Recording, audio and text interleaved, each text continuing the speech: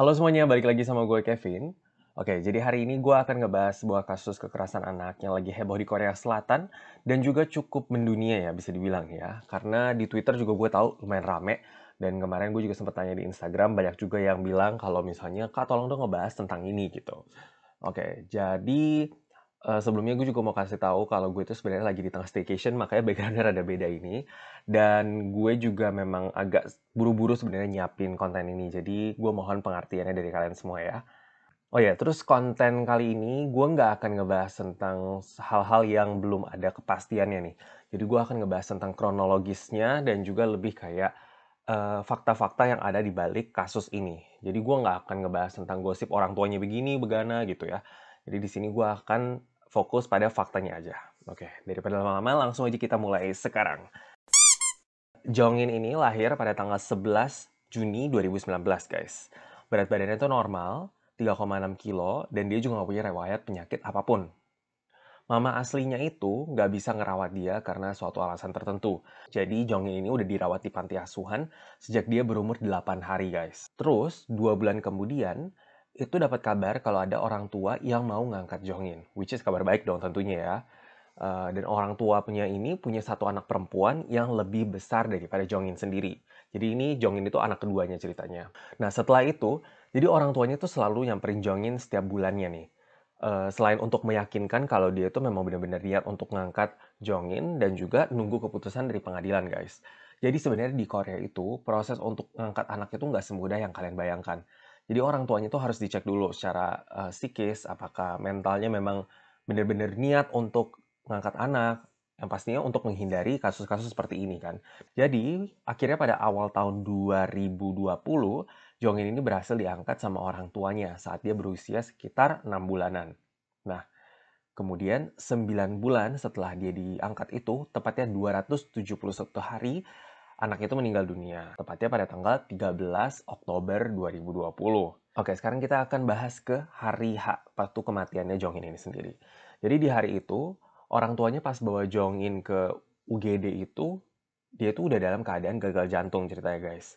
Dan yang lebih tragis adalah, udah tahu anaknya ini sekarat, dia itu katanya masih ngantar anak pertamanya ke tempat penitipan anak dulu. Terus katanya Jongin ini nggak dibawa pakai ambulans, jadi nggak dipanggil ambulans. Malah dia tuh cuma panggil taksi doang untuk pergi ke UGD. Nah, jadi pas nyampe di UGD itu keadaannya udah parah banget. Dokter juga udah lihat gitu kan, wah ini udah parah banget nih. Akhirnya dilakuin CT scan, dan hasil CT scan itu ngasih lihat kalau di dalam perutnya Jongin itu semua isinya udah darah, guys. Jadi ususnya itu udah pecah sampai darah itu ngalir ke perutnya. Dan udara yang harusnya ada di dalam usus itu sendiri juga udah berada di luar usus nih. Karena yang tadi gue bilang, ususnya udah pecah kan. Dan ini katanya kalau misalnya kita sebagai orang biasa nih ya, orang dewasa merasakan itu tuh kita katanya luar biasa banget sebenarnya guys. Nah, terus selain itu juga ketahuan nih dari hasil CT scan kalau tulang-tulangnya dia itu banyak yang patah di beberapa bagian nih. Terus pas dilihat di salah satu tulang rusuknya itu, ada satu tulang yang patahnya tuh di dua bagian guys. Jadi bagian pertama tuh udah pernah patah, terus udah mulai menyatu gitu loh. Terus habis itu ada satu lagi patahan yang masih baru nih guys. Jadi itu udah membuktikan kalau misalnya Jongin ini sebenarnya udah lama disiksa. Jadi disiksanya tuh nggak cuma di hari itu doang gitu. Setelah ditelusur lebih dalam lagi, hasil CT scan itu juga bilang kalau misalnya patahan tulangnya tuh ada yang udah 2 minggu, ada yang udah 2 bulan. Dan di hari kematiannya itu ada pukulan yang sangat besar, yang keras banget dari luar, yang nyebabin kematiannya sebenarnya guys. Oh ya, jadi totalnya tuh ada 7 lokasi yang tulangnya patah. Ada di tulang rusuk, ada di kaki, ada di pundak, dan sebagainya.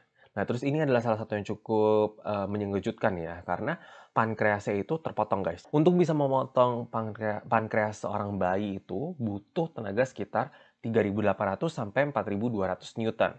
Yang artinya setara dengan pukulan seorang atlet petinju atau tendangan seseorang yang main taekwondo, guys. Jadi kalian bisa bayangin dong betapa kerasnya pukulan itu saat itu yang menyebabkan sampai pankreas itu terpotong. Padahal pankreas itu lokasinya di paling akhir, guys. Intinya adalah untuk bisa sampai motong pankreas itu butuh tenaga yang sangat luar biasa lah. Jadi sehari sebelum kematiannya itu, di tempat penitipan anak itu kan biasanya ada guru-gurunya nih guys ya. Guru-gurunya tuh lihat dan khawatir dengan kondisi Jongin yang kelihatan lemes, kayak nggak berdaya gitu loh. Terus pas dicek juga badannya itu ada banyak memar-memar dan perutnya itu kembung banget gitu loh guys. Dikasih makan juga nggak mau, nolak, yang ada cuma minum susu doang katanya. Dan gurunya itu tapi nggak berani bawa Jongin ke rumah sakit, karena sebelumnya itu udah pernah dan gurunya itu kena marah gitu guys sama orang tuanya. Jadi gue akan jelasin lebih detail tentang kronologis ini nanti abis ini. Tapi yang pastinya adalah lewat CCTV itu emang udah bisa dipastiin kalau saat itu memang kondisinya Jongin ini memang udah parah. Tapi bukan berarti kondisi itu yang menyebabkan Jongin itu meninggal dunia. Jadi orang tuanya ini sendiri guys, itu ditangkap atas tuduhan kekerasan terhadap anak. Terus yang membedakan kekerasan terhadap anak sama pembunuhan itu apa sih? Jadi gini, kalau kekerasan terhadap anak itu dimulai dengan orang tuanya itu mikir, oh gue harus menghukum anak ini, oh gue harus memukul anak ini. Jadi pikiran pertamanya adalah menghukumi gitu loh, memukul. Tapi dari pukulan itu yang menyebabkan kematian. Bedanya kalau misalnya kita jadi pembunuh, itu motif kita itu dari awal sudah mau membunuh. Atau kita menggunakan cara untuk membunuh dia. Jadi kita udah tahu cara ini dengan kita menusuk orang itu pasti bisa mati gitu loh. Sedangkan kalau misalnya kita mukul kan belum tentu orang itu mati. Yang ngebedain adalah ini hukumannya guys. Jadi hukuman penjara untuk kekerasan anak di Korea itu hukuman maksimalnya adalah 4 sampai 7 tahun. Memang bisa sih digedein bisa katanya sampai 15 tahun. Bedanya kalau pembunuhan itu minimal aja udah 10 tahun guys dan bisa sampai 15 tahun atau bahkan seumur hidup katanya guys. Jadi ada perbedaan di antara hukumannya itu.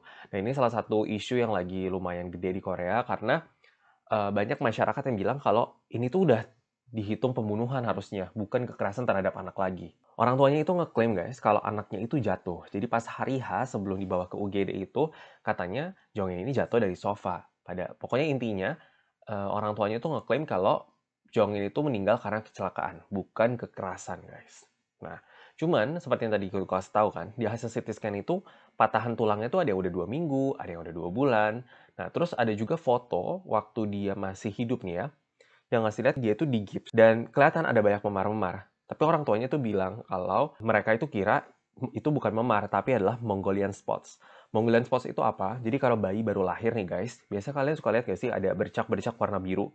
Nah, bercak-bercak warna biru itu yang dipikir sama orang tuanya adalah Mongolian spots. Tapi kalau para pakar dari kulit itu ngelihat, itu tuh bukan Mongolian spots yang ada yang bener, itu adalah memar. Hasil visumnya itu beda dengan klaim dari orang tuanya nih guys. Jadi kesimpulannya, penyebab kematian Jongin ini adalah bagian perutnya rusak akibat tekanan dari luar, akibat pengaruh dari luar gitu. Kemudian dikonfirmasi juga selain banyak memar di tubuhnya, ada banyak pendarahan juga gitu loh. Yang nggak mungkin terjadi dalam satu kali kekerasan doang, atau satu kali seperti yang orang tuanya klaim, jatuh gitu loh. Apalagi dengan tulang yang patah, yang lokasinya beda-beda, dan juga waktunya yang beda-beda tadi itu kan guys.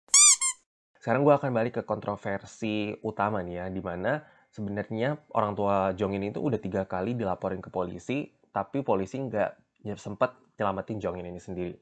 Jadi pertama kali itu diduga ada kekerasan terhadap anak itu oleh guru-guru di tempat penitipannya. Pada tanggal 24 Maret nih, paginya pas diantar sama mamanya, Jongin itu dalam keadaan merah-merah gitu loh pipinya. Dan dibilang sama orang tuanya itu kalau anaknya tuh kayaknya baret gitu. Tapi siangnya, begitu dilihat lagi, itu tuh berubah jadi memar, guys. Seminggu kemudian, tanggal 2 April, Jongin itu datang juga dengan keadaan bagian pipinya itu juga udah memar, guys. Jadi, ini udah mulai curiga nih, ada kekerasan terhadap anak nih. Setelah itu, tanggal 25 Mei, waktu gurunya lihat, itu di bagian paha dua kakinya Jongin itu ada memar, guys. Yang cukup kelihatan dengan jelas, dan juga di lokasi yang hampir mirip. Jadi pas ditanya sama gurunya, kenapa nih gitu kan, ditanya ke orang tuanya.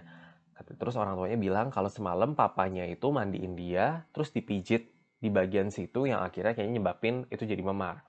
Padahal setelah dipikir-pikir, nggak mungkin kan kita mijit bayi dengan keras, bayi yang bahkan belum setahun, dengan keras yang sampai memar ya nggak sih? Kalau kita memang orang tua yang normal gitu kan. Akhirnya dibawalah ke Badan Pelindung Anak nih, kasus ini. Dan polisi juga ngelakuin penyelidikan. Sebenarnya ini adalah kesempatan pertama untuk tolongin si Jongin ini. Tapi guys, katanya polisi bilang kalau Jongin ini nggak ada tulang yang patah dan juga nggak ada luka yang terlihat dari luar. Nanti nggak ada baret atau apa itu nggak ada. Jadi cuma memar dari dalam doang. Dan katanya memar-memar ini nggak bisa dianggap sebagai kekerasan terhadap anak. Jadi makanya orang tuanya lolos gitu aja. Pada bulan Juli nih guys, sekitar 1 atau 2 bulan kemudian, sempat juga kena laporan polisi nih dari tetangganya.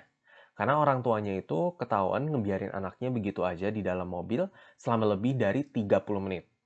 Cuma karena buktinya nggak kuat, jadi sekali lagi anaknya itu dibiarin kembali ke orang tuanya.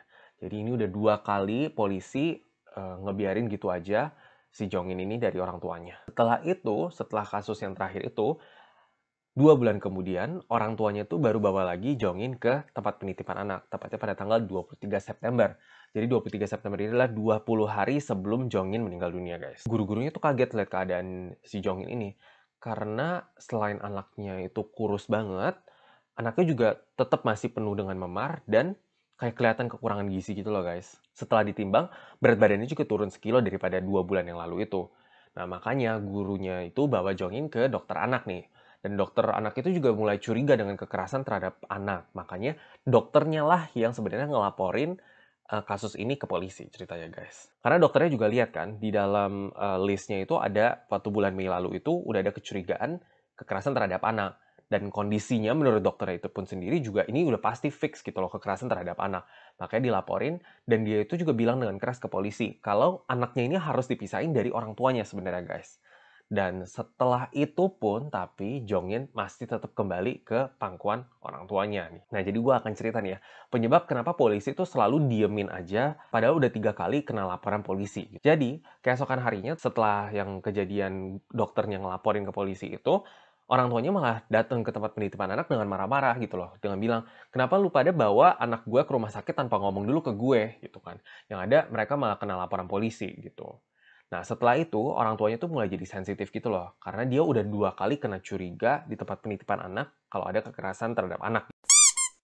Nah, sekarang gue akan jabarin masalah-masalah yang sebaiknya menyebabkan kematian si Jongin ini sendiri.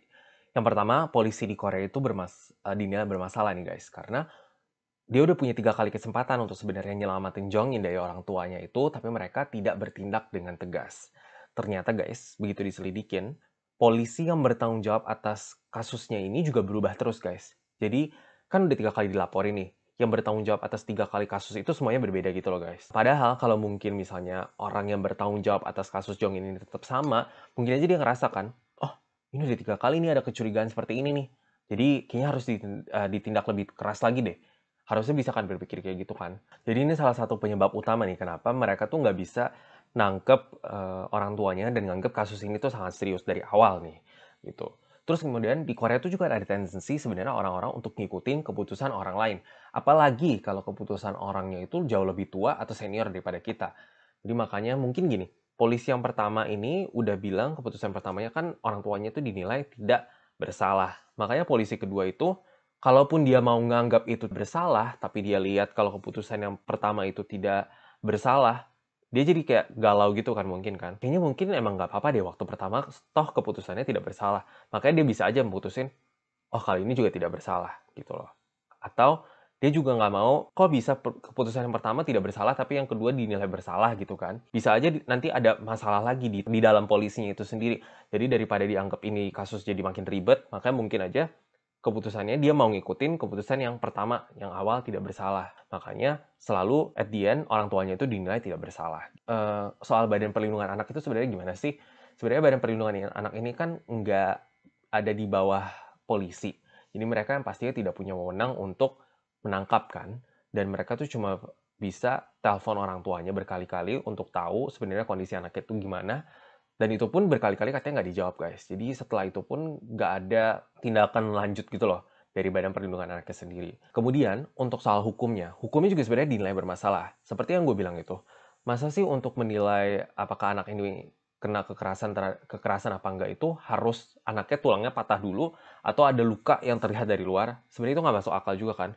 Padahal dengan memar-memar ini pun juga harusnya udah bisa dicurigain gitu loh. Ada kekerasan terhadap anak. Dan juga yang ketiga nih ya, kekurangan sistem perlindungan terhadap anak setelah diadopsi. Sebenarnya di Korea tuh udah ada sebenarnya sistem gini, di mana orang-orang tuh datang ke rumah orang tua yang pada mengadopsi anak ini untuk melihat kondisi anaknya sendiri. Tapi mungkin nggak terlalu sistematis dan juga nggak terlalu detail gitu loh. Mungkin karena tenaga kerjanya juga kurang atau gimana, gue nggak tahu jelasnya gimana. Tapi Presiden Korea Selatan nih, Moon Jae-in itu juga dan beberapa tokoh politik juga sebenarnya udah menyerukan adanya perombakan dari sistem adopsi anak ini dan juga reformasi di polisi yang tadi gue bilang itu. Pengadilan terhadap orang tua Jongin ini akan dimulai pada tanggal 13 Januari, which is sekitar minggu depan nih guys. Dan petisi masyarakat untuk menghukum kedua orang tuanya itu juga udah banyak yang naik, baik secara online maupun secara tulis nih ya. Jadi banyak katanya orang-orang itu yang pada ngirimin surat ke pengadilan yang petisi gitu loh, untuk ngasih hukuman yang sangat keras kepada kedua orang tua ini. Bahkan banyak yang bilang kalau misalnya orang tuanya itu nggak boleh dinilai pelaku kekerasan terhadap anak, tapi pelaku pembunuhan gitu guys. So, untuk ngakhirin video ini, sebenarnya gue berharap sih ya, semoga kasus ini bisa jadi pelajaran buat kita untuk lebih aware dengan sekeliling kita. Apakah di sekeliling kita ada kasus kekerasan anak, dan kita sebagai orang dewasa itu bisa lebih bertindak nih ya, bisa menanggapi kasus-kasus ini dengan lebih serius lagi untuk menghindari adanya korban-korban seperti Jongin ini di kemudian hari. Dan untuk orang tuanya sendiri, gue sih berharap untuk dihukum seberat mungkin ya. Dengan ini kita bisa belajar kalau misalnya lewat kasus-kasus seperti ini, orang tua itu bisa dihukum dengan sangat berat, dan orang-orang tua yang mungkin saat ini masih melakukan kekerasan terhadap anak itu bisa sadar, bisa terbuka lagi matanya kalau ini adalah perbuatan yang sangat keji gitu, nggak baik. Dan thank you banget buat kalian semua yang udah nonton video ini dari awal sampai akhir. Jangan lupa untuk share video ini ke orang-orang di sekitar kalian supaya bisa tahu tentang kasus ini dan kita semua bisa lebih aware lagi terhadap kekerasan anak, bisa kasih perhatian lebih lagi. Nggak cuma gue yang di Korea mungkin atau kalian yang di Indonesia, tapi di seluruh dunia untuk kasih perhatian lebih lagi terhadap kasus-kasus kekerasan anak. So, untuk mengakhirinya gue akan bilang, Chongina, Biane.